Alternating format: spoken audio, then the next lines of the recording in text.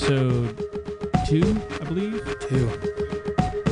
And today, much like the last episode, we will be talking about things. They are things. They are certainly things. That's true. And we're going to talk about them in varying detail because we'll probably get sidetracked and start talking about other stuff.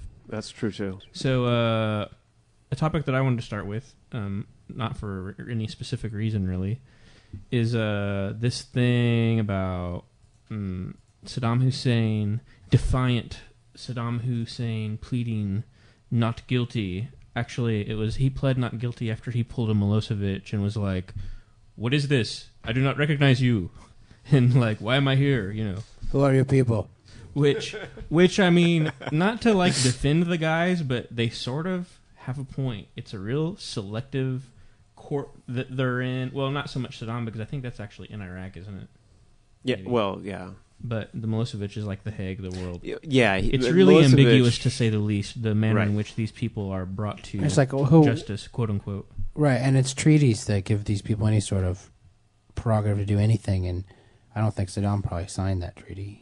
Right, exactly. But I just thought it was a really interesting story because here Saddam Hussein is in prison or whatever and is getting tried, and it's not even like one of the top 5 news items about the conflict in Iraq. It's not even significant. No significance whatsoever, really. It's really just not even. The only focus that's paid to it is certain people who would like to spin it as this super great accomplishment that we have. What's the timing? Yeah, we captured him. Exactly. What is the timing of this though? Convey right after the elections for the Constitution. Right, all of this stuff. All of these things are supposed to happen in a certain order that would make you swell with pride about how great Iraq is. I guess there was some sort of attack on basically the power. Yeah, the night before the power grid. Yeah, the insurgents blew up the power grid the night before the election. Right before the vote. Right before the vote, yeah. So I think he's actually being tried, and it's not just him. There's a few people who are being tried for the execution of 148 men in a Shia village north of Baghdad. And then another interesting note is the judge is Kurdish, which is not in Saddam's favor. No, it doesn't really help. Yeah, because it's sort of like, well, okay, if we don't get you, then we'll try the one where you did the Kurds, and we'll get a Shia judge. Right. Right. Well, I don't think there are any shortage of ways that man could be tried. No, I mean, Yeah. it's like, well, and that's a problem. I think a lot of people don't. They like that seems to be the pro-war sentiment, is that you're like, yeah, but Saddam was really bad. You're like, but you didn't go. Just not why you said you went over there. No, Yeah. exactly. Besides that, and this is another thing I was going to say, their big thing, Saddam gassed his own people, blah, blah, blah. Well, there were 2 major gassings that he did carry out. The first of which was when we were buddy-buddy with him. We had a presence in their country. Right. The gas. Oh, we put him in power. The gas. Yeah. It's probably our nasty toxins that killed those people. Yeah. I mean, we definitely funded a good deal of, bringing him to power. We have a history. Well, of we armed him during power over there. We armed him during the conflict with Iran. Yes. Oh, we love to talk to about it because it's you don't need these chemical weapons. Like, what we have them, we just don't Sent Rumsfeld. We run around with them. We sent Rummy. There, when I was in Chicago, there was for a while there were train ads that had the photo of a young, dapper Rumsfeld shaking hands with Saddam. Yeah, that's a great picture. Oh, yeah. Yep. I've seen that recently. Young, he was probably like 45. 45, but man, he kind of has that Steve Austin sort of, $6 Million Man look going on. I read a really, really interesting profile on him in Esquire. It was like a couple months ago. Yeah, on Rumsfeld. And I mean, it didn't paint him as an amazing person, but it was just interesting because it gave it a lot of psychology and a lot of his dealings with other people. And I've read some other stuff too, and he's certainly an interesting character. Snake charmer. Yeah. So was Hitler. Total snake charmer. But anyway, that's really it about Saddam Hussein. Let's do one of those.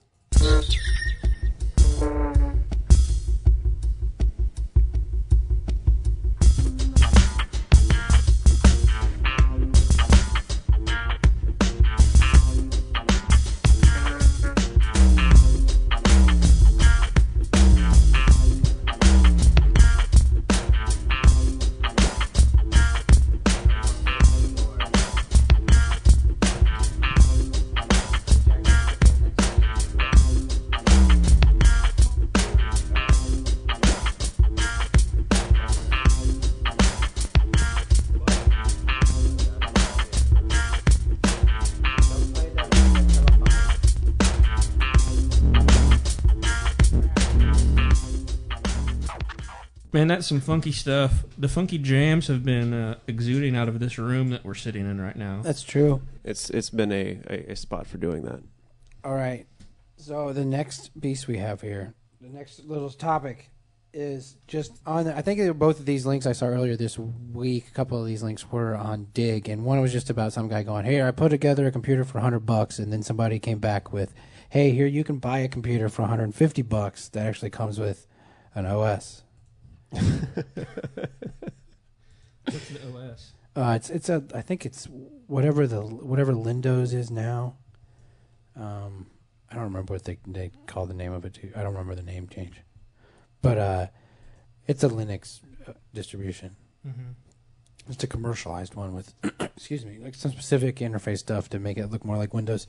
$150, huh? Yeah, a whole machine. I mean, and it comes with a network card and like an onboard sound, and it actually has a AGP slot and a PCI slot and a couple PCI slots, and It is a time when $150. right. That's nuts. Right. It's one of those times when you realize, yes, it is 2005. Yeah. Well, and the thing is, I'm one of those people. I have 6 like P3s at my house, Right. and if I could replace all of them with one of these, My friend has 6 computers, and you know how many optical drives, like, you know, drives that are using lasers to read information. I mean, yeah, this is all stuff that seems very 2005. Here's a season of a television show, Paul, in my hand. Right. I'll hand it to you. A lot of people are disappointed that there aren't flying cars, but you know, quite honestly, I drive. You don't want people flying cars. Yeah, Me and yeah. Matt already had this discussion. I You drive. don't really want that. I drive People on have the enough trouble ground, driving. and That's like taking- trust me, you don't want people flying. You don't have to. You think got like a whole bunch of other dimensions now Yep, added to another your driving. axis. It's like, how do I avoid that guy? Not a good idea. Okay, I'm but gonna yeah, pass but you on top of No, you. so But there's techno- so there's just the whole technology's idea really of very that it's that well. cheap. But then there's the concept that goes broader than like just the U.S. buying a computer, but this MIT concept of $100 like laptop that has like a hand crank on it to recharge it and wireless and does like mesh networking and some. It's I think all of it's a prototype right now and like 3D renderings of something. But the whole idea is that it's to be sold to governments and like millions at a time, and that's how you get $100 out of it. And it's a not for profit too. I think is the concept. I think it's an amazing concept. I think it's brilliant. So you're not going to be like, it's not something you're going to be able to push a lot of programs on, but for something something that carries around, can carry around a bunch of information and to like transfer information. Yeah, That is pretty crazy. It's like basically, almost think of a lot of it as like a web terminal thing. Yeah, yeah. I mean, really, or at least a front end to other things. Right. It's I mean, Google is one of the major corporate sponsors. I think they could put a whole bunch of money into it and get a whole bunch of money out of it. No, the whole idea is they just want to be in these markets, man. If they get in these markets before anybody, Well, that's what I'm saying. They're backing up these amazing. Yeah, but they're just so cool. I don't know why. People get evangelical about Google as a company, but well, they're. When you just look at what they've it's a lot given easier away. to get evangelical about Google than say, I don't know, Apple. Oh, for me, yeah. Oh, certainly. Simply because I haven't really that I know of given Google any a red cent yet. Actually, Nope. So Right. Yeah. They don't want $16,000 to use it. No. Here's your Google bill this year, Paul. No, that's good. But I don't know. I mean, they make their money by advertising. Ads. Or targeted advertising. Targeted ads, text ads. So In a you lot of are cases. giving them money every time you. If you look at the right now, If you the click Nodfast their has an ads, ad yeah. at the top of it. Okay. That's a Google ad. I just wanted to see what it would do and what the. They're the least. You know, but I'll give it to them. They really are smart about what they do, and they do it very, very, very well. And The point is, every application or It's piece of just slick. software that they've bought and put out, I right. really So enjoy. imagine everything that Google does, like the Google Earth, Google Maps, Google Picasso. Local, well, yeah, all that stuff globally, Gmail. globally on machines. Yeah, Gmail globally on people in India's computers. That it's Right. $100 thing that the government bought, or Right. somewhere in sub-Saharan Africa over some really long distance Wi-Fi stuff. They're talking about mesh networking, where you would be connecting to the computer around you Yeah. to do like peer-to-peer, but like join peer-to-peer networks, basically. The whole okay. concept is Right. like a big web if you look at it. Sure. It's kind of like peer-to-peer network, basically. I mean, but proliferated across, like jumped across different regions. Right. But all that information, boom, all at once of these cultures. Like, what does that do to your culture? Is the one thing, especially with $100 laptops.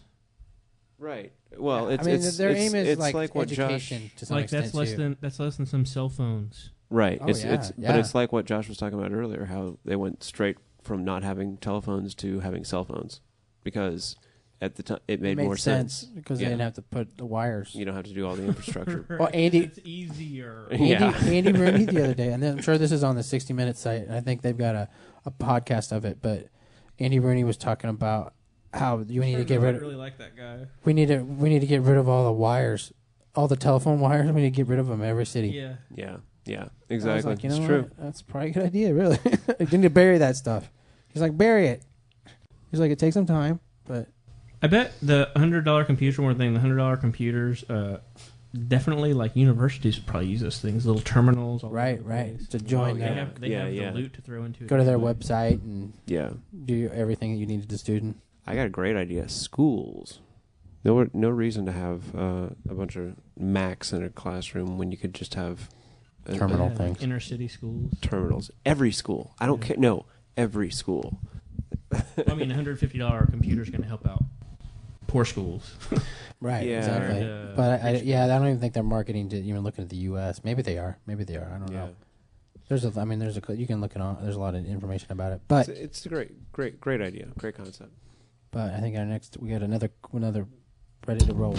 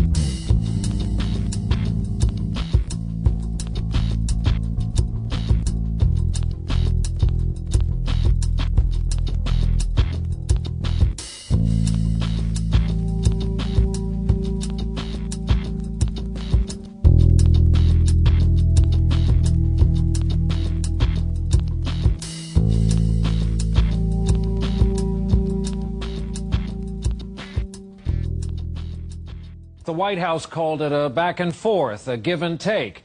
And so reporters who cover the White House were summoned this morning to witness a live video link between the commander-in-chief and the U.S. soldiers in the field as the elections approach in Iraq. The problem was, before the event was broadcast live on cable TV, the satellite picture from Iraq was being beamed back to television newsrooms here in the U.S. It showed a full-blown rehearsal of the president's questions in advance, along with the soldiers' answers and coaching from the administration. The White House had said the exchange would be spontaneous, but there was something they did not expect you to see. The troops were coached on how to answer the commander-in-chief. Oh, no, it's this is Allison Barber. She works for the Pentagon. All right, but if he gives us a question that's not something that we've scripted, Captain Kennedy, you're going to have that mic, and that's your chance to impress us all. Master Sergeant Lombardo, when you're talking about the president coming to see you in New York, take a little breath before that so you can actually be talking directly to him. We've got a real message there, okay? During today's rehearsal, Barber played the role of the president. Here's one of Mr. Bush's questions in the practice session. I'm interested in how your pre-election operations are going. And here's how it was repeated when the cameras were rolling with the president in place. Confident? I mean, how do you feel like the operations are going? Here from the rehearsal is a soldier practicing his answer. We are working in northern Iraq right now with an operation what we call Operation Saratoga. And here's how it appeared on the broadcast. We're surging in an operation called Operation Saratoga. That comes to us from NBC via Media Matters, linked on the Nodfast website. The only thing I can say is, well, this falls into a pretty long pattern now of administration kind of propping up some media and making sure everything comes out. Every campaign event that Bush did, people were screened that went in. Right. So this is a continuation of the same thing. You had the box on that showed up in the back of his shirt during the debates, and that has been spotted other times. You really wonder after a while, especially after you see something like what you were saying earlier, Matt, about the seeing him when he wasn't coached on something. Oh, but did you see the actual interview? His side of it too. He came across as a moron too. He couldn't even ask the questions. Course. They were just yammering. Like, hey, when when you're up in there, right. So not only is you're like, are you asleep? Sure. Did you fall asleep, Mr. President, during the interview? Yeah. Did half of your brain fall asleep? And he just does half of your brain even really work? His afternoon nap. He'll blink 23 times. I take micro naps. I take micro naps during the day. And then say, that way I only need 18 hours of sleep at night. So yeah, micro naps during the day. So it's something like a staged event like this. Nothing new. It's exactly like. Do you guys remember a while back when they had the crowd behind him was photoshopped? Yeah, exactly. Sections of the military. Right. That's crazy. Very indicative of 39% approval rating. Right. Or 3% in the African American community. But I 3%. I guess, yeah. But I guess if the thing I don't understand, if you've done it all so right for so long, how do you screw up like that and just leave that out on the media feed on they don't the know White what House switch feed? it is. That's how people fall off of segways too, Paul. I mean, they choke on pretzels. It's unbelievable. They showed everyone the rehearsal, build the thing as totally unscripted, and literally she was saying, if you don't stick to our script, and she said the word script, and they said it was they're lying. It had the same exact effect. Right. They said it was one thing and it was another. And because of that, this was supposed to be something that touted the war effort. It totally backlashed. Right. Clone was like, are you saying that we're not sincere? It's like, that's not that's not even what the question was, dude. No, and that's the point. That's not the accusation at all. Are you saying you hate Jesus? Why you're asking. Right. Are you saying you hate Jesus? No, man. I asked you a question. So I'm not going to answer that. I don't think America appreciates you saying it either. So you better just stop saying that then. So yeah, it's very indicative of a lot of things that are going on. As part of the overall continuing saga of the facade starting to crack.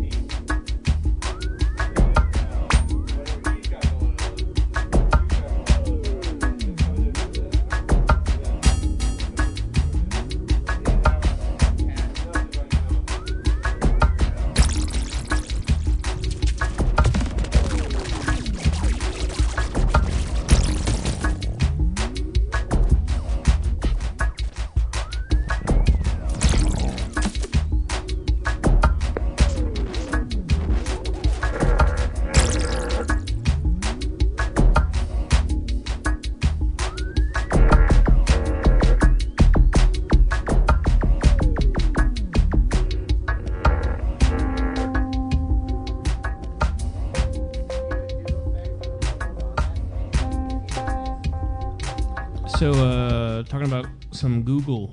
Everybody loves the Google. I don't know if you have Gmail, but man, you should, because it is cool. Because then you don't ever have to remember anything ever again. It is cool. Dear Google. Up to 2.5 gig of storage or some crazy shit like something that. like that. Love Google. Google getting sued by book people because they're scanning books, basically, and you can read the books without getting the books because you just go to Google and read the books. That's pretty much the deal of it. Google's getting an enormous amount of power because it's damn popular. But it's not that. In most cases, these projects aren't to make this available to everyone in the world. I don't think. In a lot of cases, I thought that these projects were for the universities that they were doing them for. Right.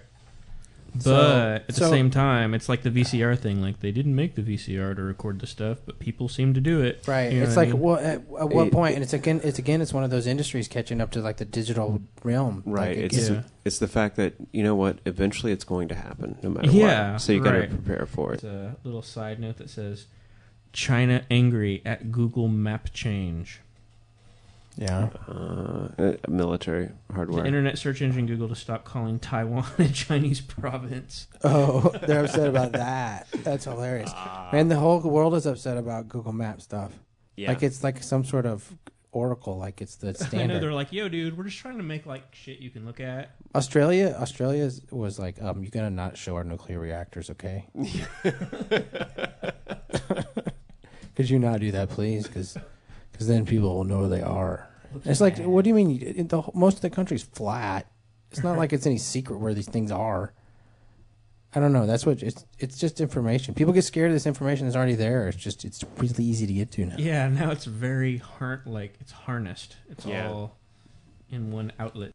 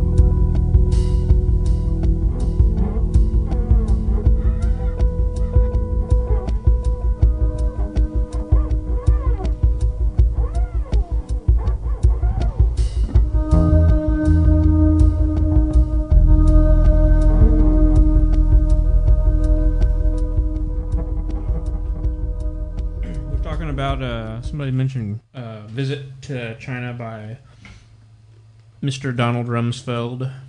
Basically, his whole job was to go over there and go, blah, blah, blah, why were you building up your arms, blah, blah, blah, blah, even though you have 1.3 billion people or something.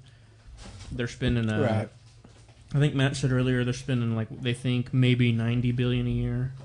Right, yeah. And we just passed our year 2006 military spending budget that was $440 billion. Right, and that's the stuff they report, not the secret. We destroy all in military spending. Nobody can debate the fact that nobody spends that kind of money on anything on the planet. Nope, not really. Except us on military. It'd be really cool if we spent half of that on education. We got the best guns in the whole world. A small, like, slither of that on, say, healthcare, homelessness. Exactly. Name the category. We could make We could make your flying cars too, Paul. Well, we make guns for other people. Right. And they use them against us, and we get all pissed off. But yeah, so what we're talking about? We're still talking about China. Yes, I think we're wrapping up the end of talking China, about China. Powerful man, watch out. Watch China it. and Google Keep are your eye open. The shit. Keep your eye open. Google filters the content to China. Because China told them to? Because, they said, hey, if you filter it like we want you to, then you can be here. Right. They're like, okay, we like that, I guess. Good China, okay.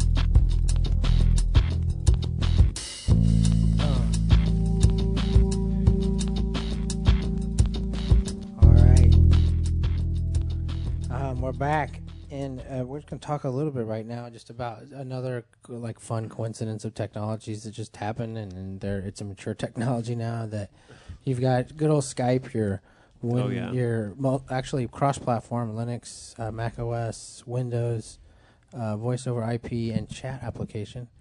Recently bought, maybe about to be bought by eBay. Yeah, I if think it gets that's how approved, it works. I think. Yeah. Peer-to-peer voice quality better than telephone. Yeah. There's a product now, the dual phone, which is actually kind of expensive. It's like $140, but it's a cordless phone that basically lets you use Skype, and it has just landline. So if you even had another provider like Vonage, somebody that had an analog jack that you could use that with that or with your landline and have either one of those come in. It's just weird to think about a telephone that you would pick up and you didn't know how the call got to you. That you're like, okay, is this the Skype thing transferred to me over the internet, or is this my Vonage internet thing coming to a device and then gets sent to my phone like it's a traditional I believe phone? it's like the Jetsons. You have to ask Rosie. I don't know why the hell eBay bought them though. I don't know what those things have in common. Yeah, it's a really puzzling thing. The eBay end of it. I mean, the technology is amazing. They All tried of these to talk other about things, these external applications and hardware bits are even better. These what's the point with the eBay thing? eBay tried to talk about how we're gonna use it for customers to talk. I don't want to talk to this guy. You don't have to buy a company to do that. Right. I think that it doesn't make any sense. Too, these internet companies, like we were talking about before, sort of fall into these roles of venture capitalists, and they're like, "What can we mess with? You know, like what can we throw? We need this to buy something. Yeah, maybe we can make it work into what we do. Maybe we can just own it. You know." So I think should we then? We're gonna wrap it up, kids. Wrap it up. This is the end of. Okay. The Nodfast. Episode 2. Episode 3, I don't know.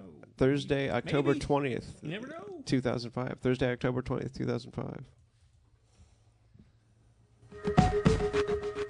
So yeah, thanks for joining us, I guess. Yeah. Go to z3btr0n.com /Nodfast. Nodfast. I'm going to put a link up on the main site. You got it. Hopefully soon in iTunes. That would be cool. Hopefully. If you can handle it. I submitted hate iTunes. We're done.